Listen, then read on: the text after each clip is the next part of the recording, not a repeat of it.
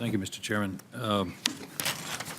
First, General Keane, I agree with you completely that a comprehensive strategy that involves everything from military force to information to ideology to ideas is needed to deal with the threat of ISIS, which is the long-run threat. So I appreciate your testimony on that. I think that's exactly right. Just a small question. Ambassador Crocker, you noted you thought Prime Minister Merkel was suffering politically for, quote, doing the right thing about taking in Syrian refugees. I presume you think that this country has some responsibility to take in Syrian refugees? Yes, sir, I do. More profoundly, I believe this country has an obligation to lead on a global crisis. Not to let the European, or leave it to the Europeans who You're have talking now about the refugee the crisis. refugee crisis.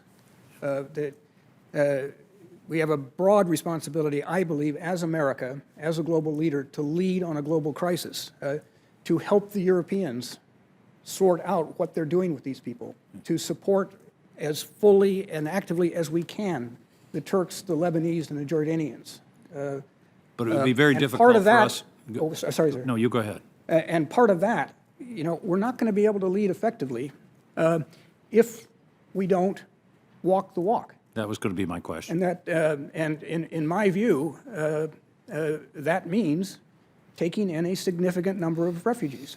They're not going to take us very seriously in Europe. Angela Merkel's got 1 million, and we've got 2,100.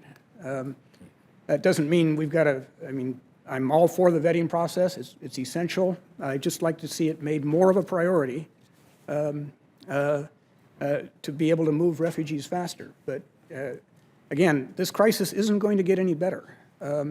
And with the kind of fractionated approach of dealing with it that has emerged without a single state stepping forward and saying, let's everybody get together and figure out how we're going to deal with it, I'm just afraid we're going to see more and more of this.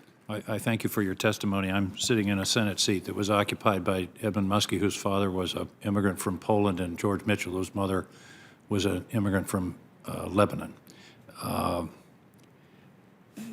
General Keane, the central question about Syria you touched upon, and we've sort of talked around it. Where does the ground force come from? I think I heard agreement that it shouldn't be us because that's a recruiting poster, that's what ISIS wants, that would be a gift. But then we're hearing that the Muslim countries don't seem to want to step forward with ground troops. Where do we, this has been the problem with the strategy for 3 years. Where do the ground troops come from in Syria to confront ISIS? Yeah, ISIS in Syria, much as ISIS in Iraq, is occupying Sunni land. The bit of land that they were dealing with the Kurds on, the Kurds have effectively reclaimed in Syria as well as in Iraq. And by the way, we should use that as evidence that ISIS certainly isn't 10 foot tall. Right. We put together a fairly decent representative ground force supported by some effective air power. We can defeat ISIS. And the same thing happened in Ramadi. Yeah, and the problem we have is that the ground force is fighting Assad, and that is essentially the largest force that's fighting Assad are Sunni Syrian Arabs. And therefore, getting rid of Assad should be a priority in order to that is what we force on ISIS. That is what the ambassador and I have been saying, that Assad remains a priority for certainly to get off the status quo and this humanitarian catastrophe that we're facing, which is contributing to migration challenges, but it also enables ISIS to thrive, because the Sunni Arabs are not going to cross that border and fight ISIS while the Iranians are propping up the Assad regime. It is just not going to happen. If Assad went, you'd have the Syrian army plus the moderate opposition would then be able to focus on ISIS.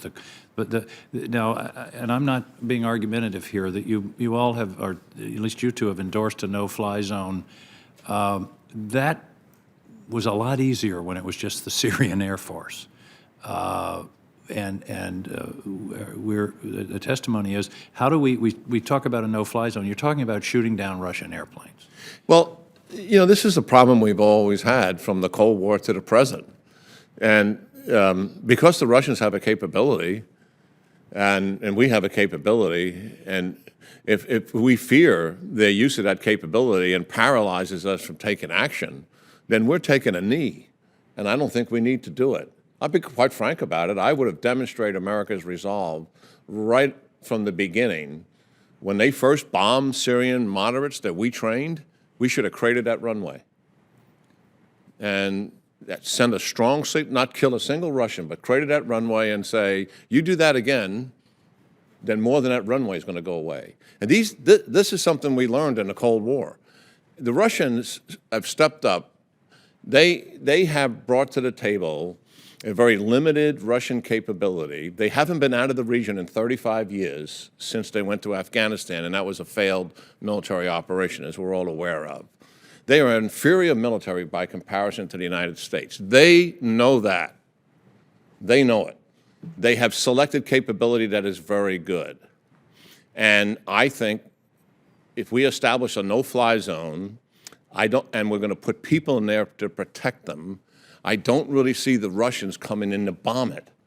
They would be a pariah on the world stage for doing something like that. The more likely attempt at protecting a safe zone would be from infiltration, suicide bombers or something like that, where you would need some kind of ground force to protect it, or firing a missile or a rocket at it, which means you have to bring up from Jordan and Turkey missile defense systems that could help protect the no-fly zone. So I don't think the necessarily fear of Russian intervention in a no-fly zone should paralyze us from establishing that very thing. Well, I share your analysis. So going back to the Soviet Union, the best analogy I ever heard was that they're like a hotel thief. They try all the doors until they find one that's open. Haven't heard that one. That's essentially what you're suggesting here, and by not showing any level of resistance, then they're going to maintain their presence. Of course, the danger is some kind of counter-escalation, and I think, Mr. Crocker, something I wrote down, be careful what you get into. That's always a good piece of advice. Thank you, gentlemen. Very important testimony.